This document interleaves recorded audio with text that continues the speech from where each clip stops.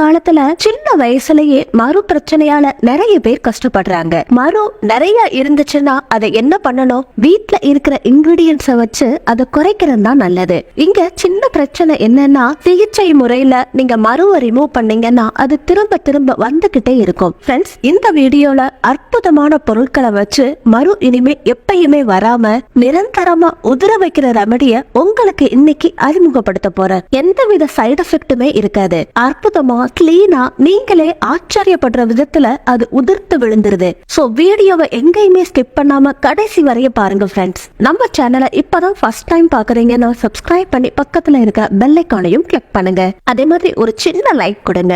உங்க லைக் இந்த வீடியோ நிறைய பேருக்கு பயன்படுறதுக்கு உதவும். சோ தவறாம லைக் பண்றதுக்கு மறந்துடாதீங்க. மறு எதுக்காக வருது அப்படின்னு தெரியுமா? Human papilloma virus. இத வாட்ஸ்ன்னு இங்கிலீஷ்ல சொல்லுவாங்க. அதை எப்படியாவது ரிமூவ் பண்ணணும்னு பல வழிகள்ல முயற்சி பண்ணுவாங்க. நிறைய பேருக்கு தெரியாத விஷயம் என்னன்னா, இந்த மரு ஒரு தொடு வியாதி. இது ஒருத்தங்க கிட்ட இருந்து இன்னொருத்தங்களுக்கு பரவக்கூடியது. இந்த வைரஸ் நம்ம தொண்டைக்குள்ள போச்சோம்னா தொண்டையிலையும் மரு ஏற்படுது. இப்போ மருவை எப்படி ரிமூவ் பண்ணணும்னு பார்க்கலாம். இத நம்ம வீட்டுல இருக்கிற பொருட்களை வச்சு ஈஸியா தயார் பண்ணிடலாம். முதல்ல ஒரு பவுல் எடுத்துக்கோங்க. அதுல கொஞ்சமா மஞ்சள் தூளை சேர்த்துக்கோங்க. நம்ம சமையலுக்கு பயன்படுத்துவோம் இல்லையா, அந்த மஞ்சள் கிடையாது. நாட்டு மருந்து கடைகள்ல கஸ்தூரி மஞ்சள் அப்படின்னு கேட்டு வாங்கிக்கோங்க.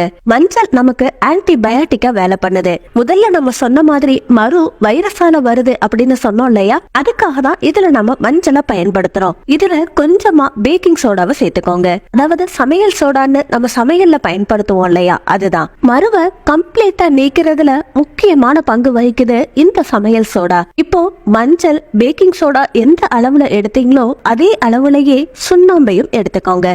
இந்த சுண்ணாம்பு மார்க்கெட்லயே ஈஸியா கிடைக்குது. மரு தட தெரியாம உதிர்ந்து விழுறதுக்கு சுண்ணாம்பு நல்லா ஒர்க் பண்ணுது. இப்ப இதுல கொஞ்சமா லெமன் ஜூஸ கலந்துக்கோங்க.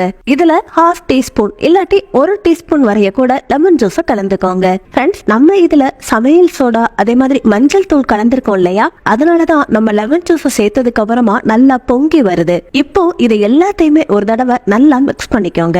இப்போ நம்ம சேர்க்க போற அடுத்த பவர்ஃபுல் இன்கிரிடியன்ட் காஃபி பவுடர். நீங்க எந்த பிராண்ட் காஃபி பவுடர்னாலும் பயன்படுத்தலாம். முதல்ல நீங்க மஞ்சள், சுண்ணாம்பு, பேக்கிங் சோடா எந்த அளவுல எடுத்தீங்களோ அதே அளவுலயே காஃபி பவுடரையும் சேர்த்துக்கோங்க. ஃப்ரெண்ட்ஸ், இதுல எதுக்கு காஃபி பவுடரை சேர்த்திருக்கோம்னா, நம்ம மருக்கு மேல அப்ளை பண்ணதுக்கு அப்புறமா ஸ்கின் இரிட்டேஷன் வராம இருக்கிறதுக்காக நம்ம இதுல கலந்திருக்கோம். அது மட்டும் இல்லாம அந்த இடத்துல ஸ்கின் டேமேஜ் ஆகாமலையும் காஃபி பவுடர் காப்பாத்துது. இப்போ இது எல்லாத்தையுமே இன்னொரு தடவை கலந்து ஓரமா எடுத்து வச்சிருங்க.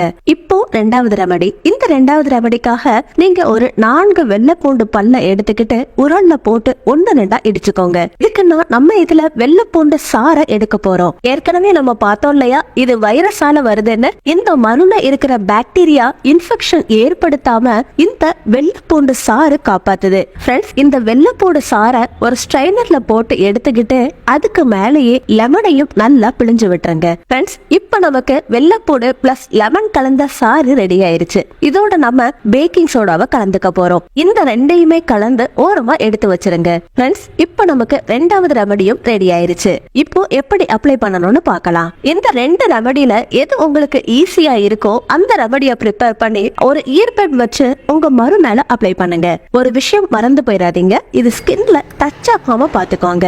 எதுக்குன்னா நம்ம இதுல சுண்ணாம்பு சேர்த்திருக்கோம், மறந்து போயிடாதீங்க.